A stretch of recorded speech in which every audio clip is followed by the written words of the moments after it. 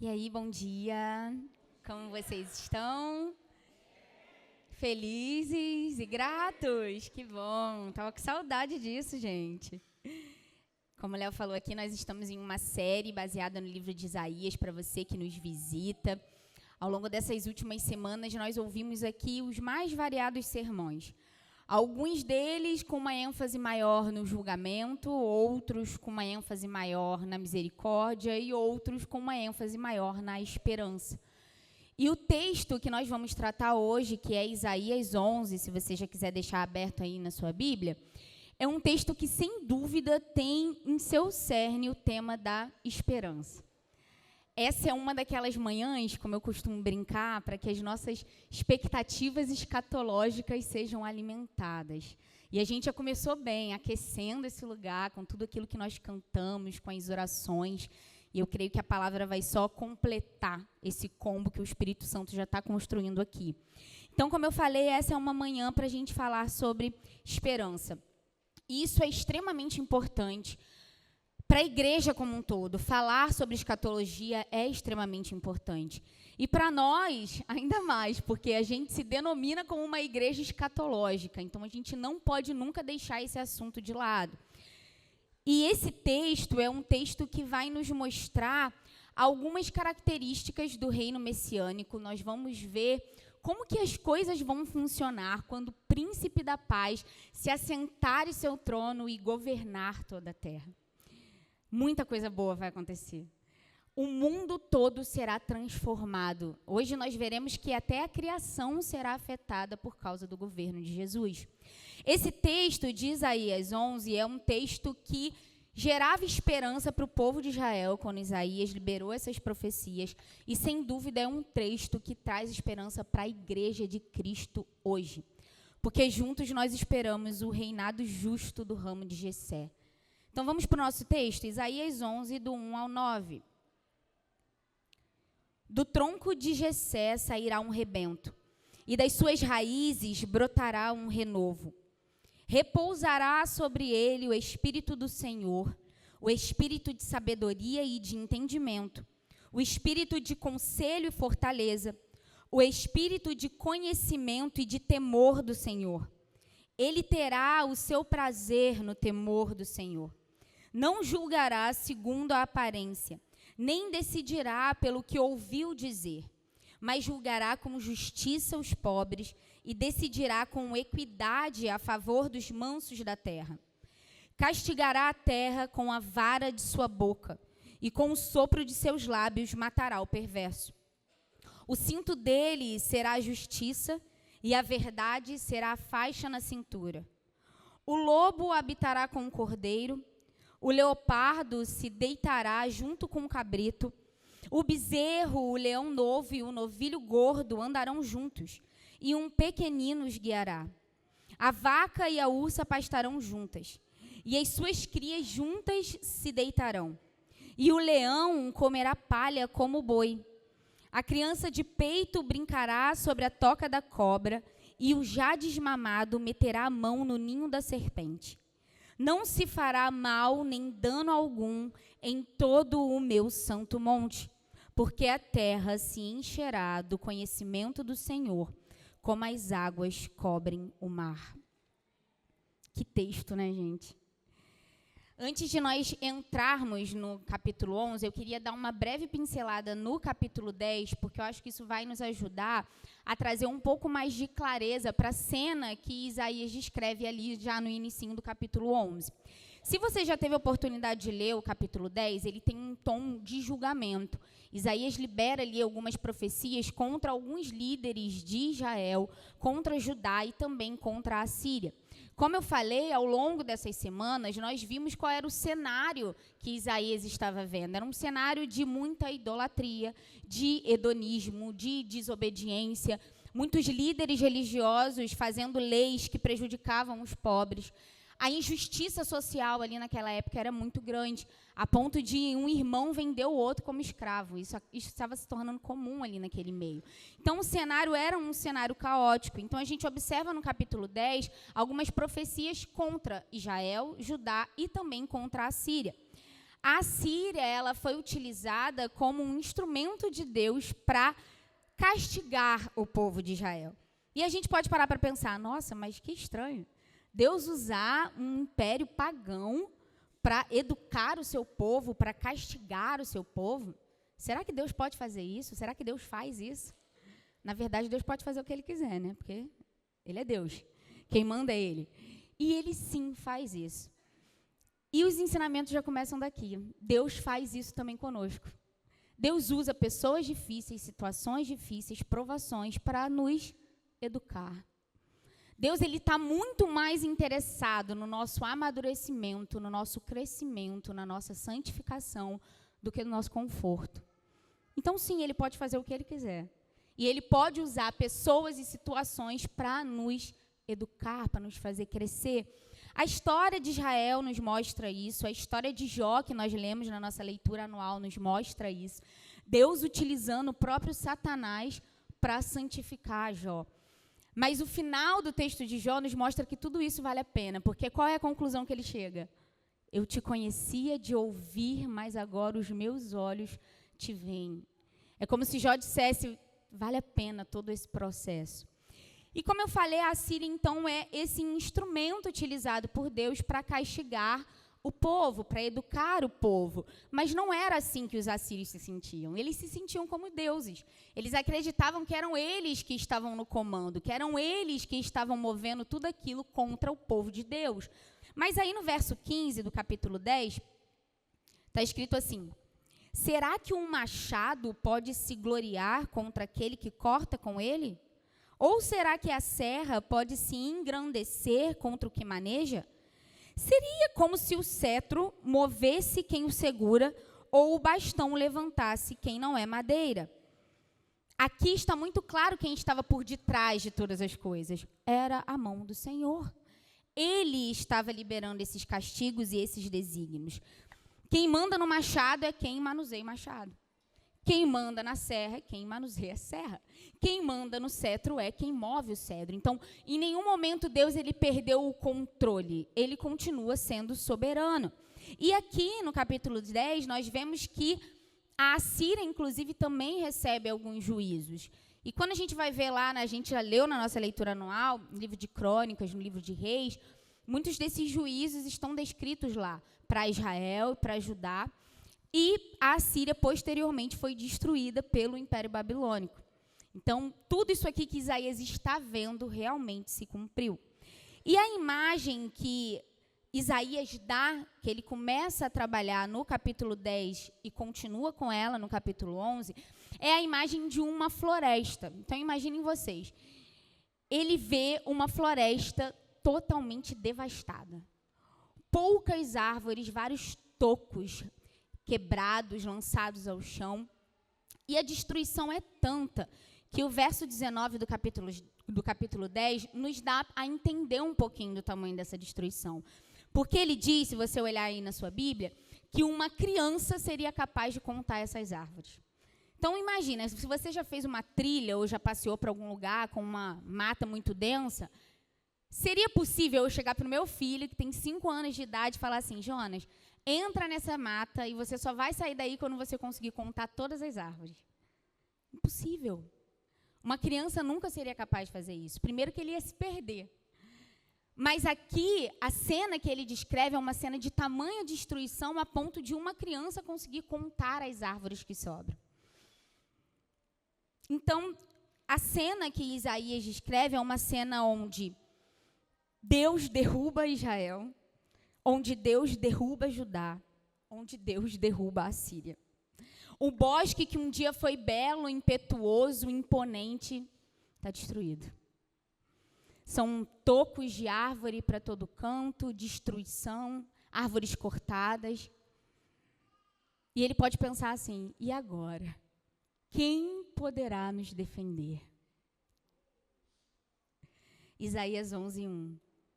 Do tronco de Jessé sairá um rebento, e das suas raízes brotará um renovo. Destruição, caos, árvores cortadas. Mas tem alguma coisa lá atrás. Um galho fino, um rebento, um novo broto. Esperança. Isaías vê esperança. Essa era a esperança de Israel. Essa é a nossa esperança. Jesus, o Messias, o rebento, o renovo, o rei que nós esperamos. E ele descreve Jesus saindo, como um rebento e do tronco de Jessé. Provavelmente essa referência, ele poderia falar um filho de Davi, um descendente de Davi, mas ele volta atrás, mostrando que Jesus ele não será somente um tipo de Davi, mas que ele será um novo Davi, que ele vai instaurar um governo que ninguém nunca viu. E vamos ver no versículo 2 algumas das características desse governo. No verso 1, Deus então promete esse Messias, esse rei que vai instaurar essa nova era. No verso 2, nós vemos o Espírito Santo liberando algo sobre esse rei. Repousará sobre ele o Espírito do Senhor, o Espírito de sabedoria e entendimento, o Espírito de conselho e fortaleza, o Espírito de conhecimento e de temor. Quando os reis eles eram ungidos, normalmente o que jogava-se sobre a cabeça deles? Óleo. Eles eram ungidos com óleo e a partir daquele momento eles eram consagrados um rei. Mas o nosso rei, ele é diferenciado, ele não é consagrado com óleo, ele é consagrado com o próprio Espírito. Então, é o Espírito e não o fato de Jesus ter nascido em uma família real que torna ele apto para estar nesse lugar. Então, o Espírito, ele derrama sobre Jesus tudo aquilo que ele precisa para realmente colocar esse governo justo em prática. Então, ele é dotado pelo Espírito com todas as características que ele precisa para cumprir, de fato, essa tarefa real. E dentre esses atributos estão sabedoria e entendimento. Esses são sinônimos e juntos eles significam grande sabedoria. Conselho e fortaleza, que sugere a capacidade de criar estratégias com sabedoria e depois executar o seu plano. E ele fala também sobre conhecimento e temor. O conhecimento, em seu sentido mais pleno, é a verdade que é aprendida e aplicada. Então, ele está falando aqui de um conhecimento que gera temor, um conhecimento que vai para a prática. E isso tudo tem a ver com o fato de Jesus estar submisso ao Pai, de Jesus ser leal ao Pai. Tem muita gente que tem problema com essa relação ali na Trindade, muitos utilizam até essa subordinação que existe como uma maneira de diminuir Jesus. Mas para ele isso não é um problema. Ele será leal aos planos do Pai. Então, o governo de Jesus será marcado por sabedoria e entendimento em sua administração, por conselho e fortaleza para a guerra, e conhecimento e temor para a liderança espiritual do seu povo. Como eu falei, tudo aquilo que ele precisa para cumprir a sua missão. A partir, então, do verso 3, nós vamos ver como que tudo isso que o Espírito libera sobre Jesus vai funcionar na prática. Ele terá o seu prazer no temor do Senhor. Não julgará segundo a aparência, nem decidirá pelo que ouviu dizer. Então, a primeira característica desse governo é que o nosso rei ele terá prazer no temor. Então, mais uma vez, tem muito a ver com o que eu falei anteriormente.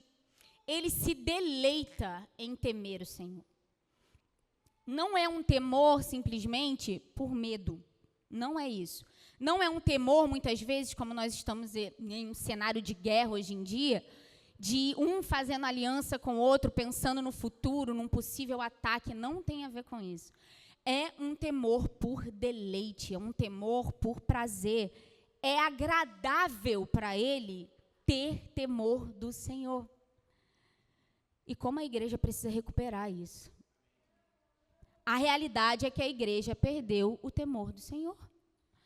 Nós vemos o que vemos hoje em dia, muitas coisas ruins acontecendo em nosso meio, justamente por causa desse detalhe. Infelizmente, perdeu-se o temor do Senhor. E como eu falei, o temor ele não é medo. Eu gosto muito de pensar no temor como uma reverência afetuosa. É um sentimento de respeito, de admiração, de assombro. eu tenho noção, eu tenho revelação de quem Deus é, da sua grandeza, do seu poder, da sua majestade, e isso mexe comigo. Isso me desespera, e a única resposta que eu tenho é me submeter e reverenciá-lo. Provérbios 1 diz que o temor do Senhor é o princípio do saber. Ou seja, ele é o fundamento onde a nossa vida, que deve ser uma vida de sabedoria, vai ser construída. Não adianta você tentar construir sem o fundamento correto. O fundamento é o temor do Senhor. Eu gosto muito do texto de Atos 2, tenho certeza que a grande maioria aqui já leu, que é um texto muito famoso que descreve como que os novos convertidos viviam naquela época. E eu confesso para vocês que eu li esse texto durante muitos anos e eu nunca tinha parado para me atentar para um detalhe do verso 43 de Atos 2. E eu só percebi isso quando as meninas estávamos fazendo um estudo em Atos 2. E o texto diz o seguinte: em cada alma havia temor. Em cada alma havia temor. E na hora eu senti, era o segredo deles. O segredo para uma igreja tão relevante, tão empoderada, tão destemida, tão corajosa, era o temor do Senhor. Algo que a igreja não pode abandonar. Então, que o Senhor gere isso no nosso coração. Esse sentimento de que é agradável temer a Deus. Uma segunda característica é que nosso Messias, ele não vai julgar segundo a aparência. Normalmente, os reis e governantes, eles governam dessa maneira. Muitos têm conselheiros, têm ajudantes, têm vices, pessoas que estão ali com esse objetivo de auxiliá-los. Mas como que essas pessoas auxiliam? Também através dos seus sentidos, através de tudo aquilo que eles veem, que eles percebem, que eles ouvem. Mas, mais uma vez, o nosso rei, ele é diferenciado. Existe um poder sobrenatural em cima de Jesus, né, em Jesus, que ele não vai precisar ouvir um conselheiro. Ele não vai precisar julgar pelas aparências, porque ele tem um superpoder de sondar os corações. Então, nós não enganamos Jesus. Ninguém vai poder enganar Jesus. Porque você não pode estar dizendo uma coisa para ele e fazendo outra. Porque ele vai sondar corações, ver qual é a realidade, quais são as intenções. Então, ele não vai precisar julgar pela aparência. Ele não vai precisar de muitos conselheiros para decidir as coisas. Verso 4. Mas julgará com justiça os pobres e decidirá com equidade a favor dos mansos da terra. Uma característica que não é fácil de se ver: julgar a favor dos pobres. A grande realidade que nós vemos nos nossos dias é que os pobres e oprimidos, eles não conhecem o que é justiça. A justiça, ela é exclusiva daqueles que têm condição de pagar um bom advogado, daqueles que conhecem pessoas, daqueles que são politicamente influentes ou que têm uma família influente. Se você entrar nas comunidades e perguntar, vão existir vários casos de injustiça. Vários cidadãos de bem que foram assassinados e que até hoje isso não ficou resolvido. Então, a injustiça, infelizmente, reina nos nossos dias. E a injustiça aos pobres mais ainda. E os governantes, eles até fingem que se importam com isso, mas a gente sabe que, no fundo, não é a realidade. Mas um dia haverá um rei que, de fato, vai se importar com a causa dos pobres. E o texto, ele deixa claro que Jesus, ele não vai simplesmente favorecer os pobres em detrimento dos ricos, mas ele vai ser justo. Não é tirar de um para dar para o outro. É governar com equidade. É um governo que será imparcial. Então, se o rico tem direito à justiça, o pobre terá direito à justiça. E tem mais um detalhe nesse texto, que é que Jesus também vai julgar com equidade a favor dos mansos da terra. E esse é mais um motivo para nós buscarmos a mansidão. Na nossa última série, nós vimos que uma das bem-aventuranças lá era qual? Vocês se lembram? Isso aí. Bem-aventurados mansos, porque estes herdarão a terra. Bem-aventurados mansos, porque esses terão as suas causas julgadas com equidade por Jesus. Então, esse é mais um dos motivos para que a gente busque a mansidão. Esse é mais um dos motivos para que a gente aprenda a aceitar a injustiça com um espírito dócil, não tentando buscar revidar, não lutar para correr atrás dos seus próprios direitos. Eu sei que é difícil, principalmente para os coléricos, né? Aquela galera que eu tenho que falar, eu tenho que resolver, eu tenho que não, você não tem que nada.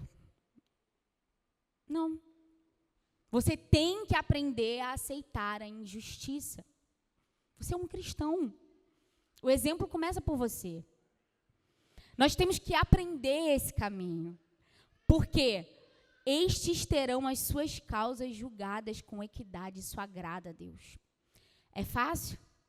Não. Mas é um caminho que nós devemos seguir.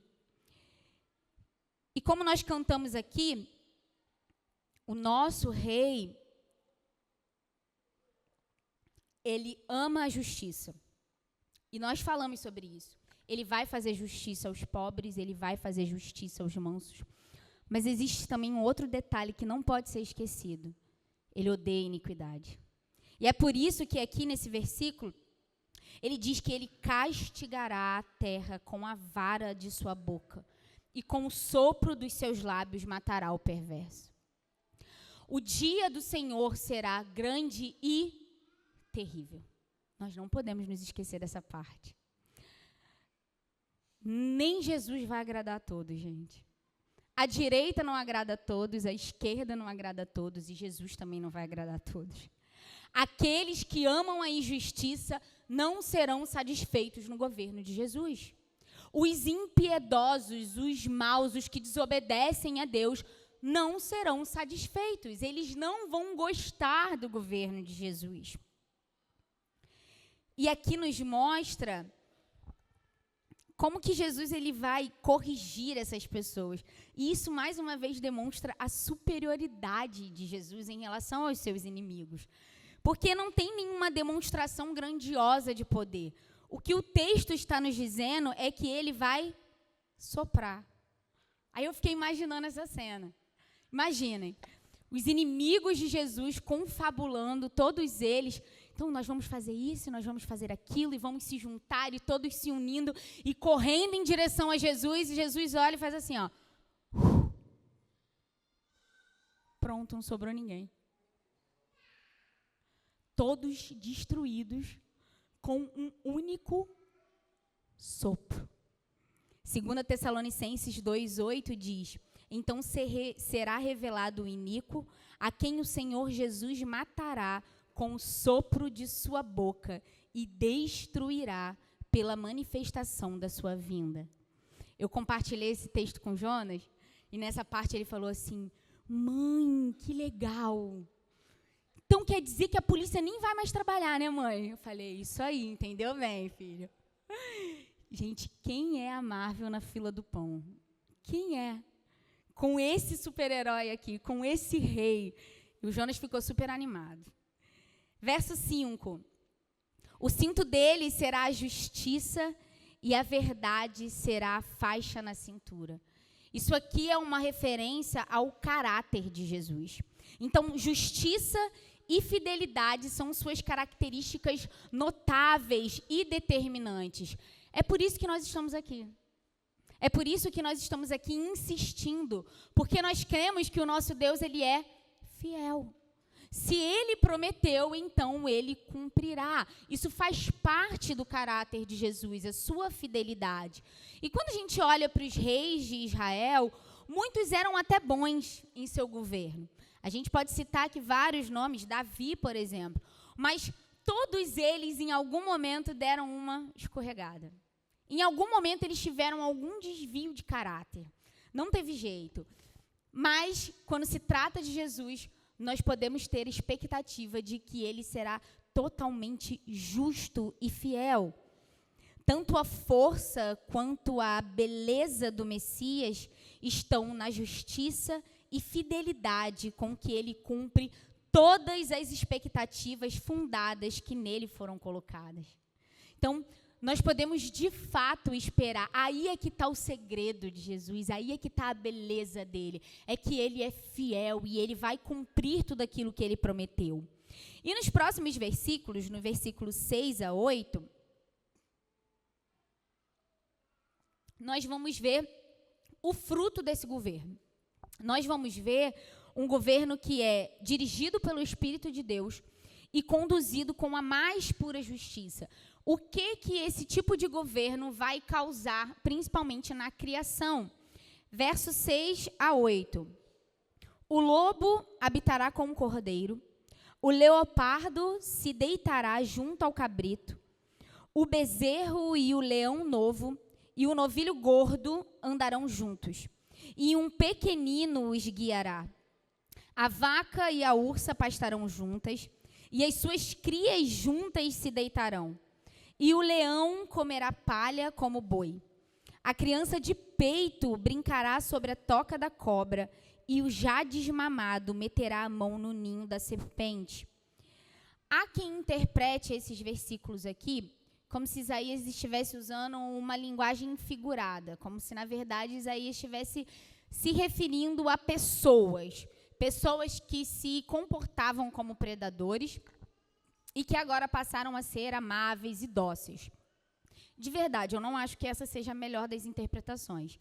Se a gente for levar principalmente em consideração o texto lá de Romanos 8, e eu queria ler Romanos 8, 19 ao 21, que diz o seguinte: a ardente expectativa da criação aguarda a revelação dos filhos de Deus, pois a criação está sujeita à vaidade, não por sua própria vontade, mas por causa daquele que a sujeitou, na esperança de que a própria criação será libertada do cativeiro da corrupção, para a liberdade da glória dos filhos de Deus. Então, esse texto nos aponta para uma realidade: a criação está sobre uma maldição. Então, essa cena que Isaías descreve é uma cena onde essa maldição vai ser removida, vai ser retirada. Então, é por isso que essa cena é tão agradável aos nossos olhos. E a realidade é que o fato dessa maldição ser removida vai alterar muita coisa, inclusive o reino animal. A gente observa aqui que os predadores, como o lobo, o leopardo, o leão, o urso, a cobra e a víbora, eles vão coexistir de maneira pacífica com aqueles que são considerados indefesos, com o cordeiro, a criança, o bezerro, a vaca e o boi. Então, o aspecto essencial desse versículo é: as inimizades vão acabar. Eu li em um dos comentários, é como se um lobo chegasse para uma criança e falasse: oi, boa tarde, pode entrar, seja bem-vindo. É como se fosse isso, todos eles vão conviver de maneira harmoniosa. Não haverá mais hostilidade, nem entre os animais, nem entre os seres humanos e os animais. Então, a maldição do pecado, ela será definitivamente anulada. Esse verso também nos mostra que até a questão alimentar será afetada. O boi, o leão, ele vai comer palha como boi. Olha que interessante isso. E ele fala também que as pequenas crias, elas vão continuar nesse mesmo fluxo, mostrando que essa vai ser a normalidade. Então, todo mundo, em todas as gerações, vão viver desta maneira. Então, a criança guiará os animais pequenos. Então, imagina essa cena. Um menininho, né, guiando um leão, e eles convivendo juntos. Parece até cena de filme, né? Lembrei aqui do Aslan. Não haverá mais perigo, não vai ter mais medo. As mães vão ter sossego. Porque a criança vai meter a mão lá no ninho da serpente e a mãe não vai se desesperar e correr atrás da criança, porque ela não vai mais se machucar com isso. O governo do Messias, ele vai conduzir a criação de novo para o propósito original. O homem realmente como um governante sobre a criação. Não é necessariamente um retorno ao paraíso, é mais do que isso. O nosso Deus, ele é um Deus criativo, então tem coisas que vão ser reveladas no final dos tempos que é só para aquele tempo, que nunca nem existiu. Então, tem muita coisa boa, né? A gente tem muito o que imaginar. E eu fiquei pensando mais uma vez das mamães. Falei, gente, vai ser aqueles filhos que brigam o dia inteiro. Um dia isso vai acabar, gente. Por quê? Se o lobo vai habitar com o cordeiro, o leopardo vai deitar junto do cabrito, e o bezerro e o novilho vai andar juntinho, então uma hora ou outra os seus filhos vão parar de brigar, gente. Confia nisso. Espera, tenha expectativa por esse dia, que eles vão conviver bem. Não se fará mal nem dano algum em todo o meu santo monte, porque a terra se encherá do conhecimento do Senhor, como as águas cobrem o mar. Não se fará mal nem dano algum. Esse é o sinal da derrota da maldade. As nações, elas não farão o que é errado, e elas também não vão estragar o que é bom. Eles não terão mais esse poder de serem maus, porque sobrenaturalmente a maldade será arrancada do coração humano. Então Deus, ele vai tratar nas profundezas do coração, fazendo com que as pessoas sejam de fato transformadas. E a realidade é que é impossível que a paz seja uma verdade enquanto isso aqui não for uma verdade. Toda a terra vai se encher do conhecimento do Senhor. Então, assim como a gente olha para o mar e observa que as águas, elas cobrem todo o mar, elas preenchem cada canto do mar, o Senhor vai preencher cada canto da terra. Haverá gotas do Senhor por todos os cantos. Todos os lugares, em todos os lugares, não só no monte do Senhor, mas a partir do monte do Senhor, será transmitido o conhecimento de quem Deus é. Será transmitido santidade, beleza, sabedoria, graça. Toda a terra se encherá do conhecimento de Deus. E nós veremos aquilo que Isaías fala lá no capítulo 6, que toda a terra estará cheia de sua glória. E como eu falei, esse versículo ele nos aponta para uma realidade, de que essa transformação só irá acontecer de fato no governo de Jesus. Toda e qualquer busca por paz, por justiça, por equidade, por fraternidade, nessa era é incompleta. É ineficaz. Somente quando a glória de Deus invadir toda a terra, que as pessoas forem de fato afetadas por essa glória, terem seus corações transformados, a maldade for arrancada, aí sim é que a paz vai ser uma verdade. Aí sim é que vai ser uma realidade. Então, assim como a terra um dia esteve cheia de injustiça e pecado, um dia ela estará completamente cheia de justiça e do conhecimento de Deus. E então, no restante dos versículos, Isaías ele continua a falar muito sobre essa restauração de Israel. Eu não vou me ater a esses versículos, e eu estou encerrando já, gente. Fui rápida hoje, né? Não é? E sempre quando eu encerro um dos sermões, eu sempre me faço essa indagação. Qual é a minha resposta diante de todas essas verdades que eu acabei de estudar? Qual é a nossa resposta diante de todas essas verdades? Por curiosidade, eu queria que vocês abrissem aí o capítulo 12. Me preste sua Bíblia. Capítulo 12 de Isaías, para que vocês dessem uma olhadinha em qual é a resposta de Isaías. Valeu. Naquele dia você dirá: graças te dou, ó Senhor, porque ainda que te iraste contra mim, a tua ira se retirou, e tu me consolas. Eis que Deus é minha salvação. Confiarei e não temerei, porque o Senhor Deus é minha força e o meu cântico. Ele se tornou a minha salvação. Com alegria vocês tirarão águas das fontes da salvação. Naquele dia vocês dirão: deem graças ao Senhor, invoquem o seu nome, tornem conhecidos entre os povos os seus feitos, anunciem que é excelso o seu nome. E continua, né? Diante da certeza da restauração de Israel, Isaías, maravilhado, libera um cântico de louvor. Diante da certeza da restauração de Israel, diante da certeza de um reinado com equidade e leis justas, diante da certeza do fim das inimizades, diante da certeza da paz mundial, diante da certeza de que todos conhecerão o Senhor, nós temos por obrigação responder a Deus com louvor. Tudo o que nós falamos aqui não pode ser esquecido.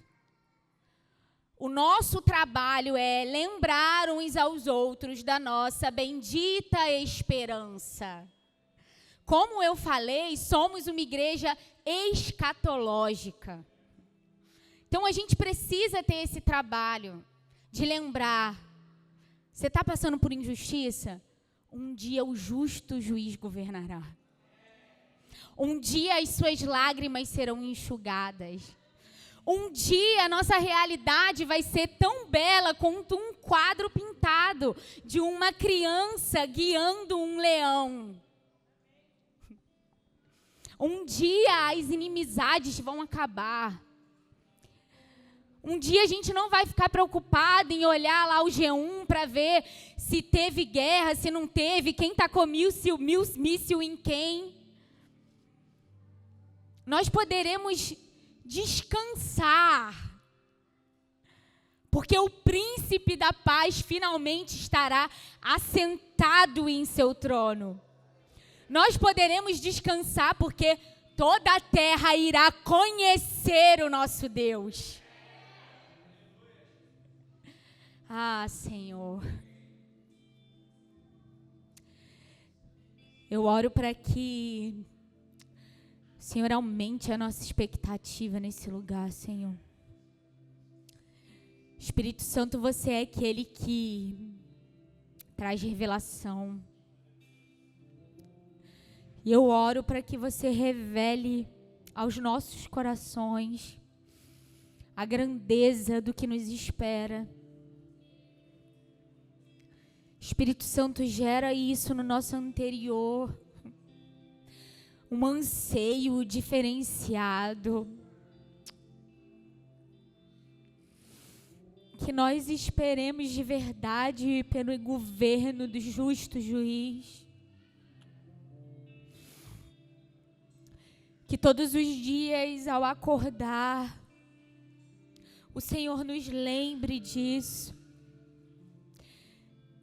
Lembre o nosso propósito, o porquê fazemos o que fazemos. Nós estamos aqui por esse dia, Jesus. Nós estamos aqui por causa do dia em que te veremos, em que os nossos olhos finalmente fitarão os seus. Pelo dia em que nos derramaremos diante de você, Jesus. Aumenta o anseio do seu povo. Aumenta o desejo por você, Jesus. Mais do que pelas coisas dessa era. Livra-nos das distrações desse dia, Senhor. Livra-nos do amor às coisas boas dessa era, Senhor. E gera desejo pelo seu retorno. Gera desejo por esse governo que será justo. Por um governo que de fato vai revelar quem você é. Gera isso no nosso coração, Senhor. Maranata, ora vem, Senhor Jesus. Aleluia.